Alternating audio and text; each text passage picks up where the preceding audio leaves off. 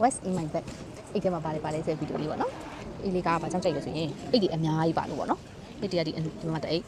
နှစ်အိတ်သုံးအိတ်လေးအိတ်ငါးအိတ်အနောက်မှာအပြင်မှာလည်းအိတ်ပစ္စည်းလေးငါးအိတ်ပါပေါ့နော်အထဲမှာလည်းတော်တော်ကြည်လွန်းဆန်တယ်ပေါ့နော်ပါလဲဆိုရင်ပစိုက်လေးပါတယ်နောက်တစ်ပစိုက်တစ်လုံးမှာဒါကြတော့ချက်ဟုတ်သွားလေးပေါ့နော်အဲ့ဒါအိတ်တစ်လုံးထပ်ထွက်လာပါလေမင်္ဂလိပစ္စည်းတွေဆေးတွေ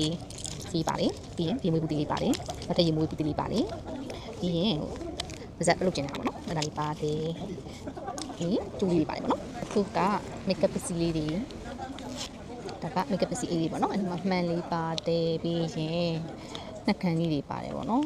ပါတယ်ဆိုရင်ငုံစေးတစ်ခြားလုံးပါပါတယ် next ဒါပါစာအုပ်လေးဆိုရင်အမှတ်တရနေရာလေးတွေပေါ့နော်ဒါဘူတာလေးပြီးရင်ဆိုရင်ဒီမှာစိတ်တုံးလက်လေးတနေရာရှိတယ်ဒီကိုဟာမအေကပင်းဒီမှာကဒီဘက်မှာဆိုရင် airport ပြီးရင်ခေါင်းစီချိုး next က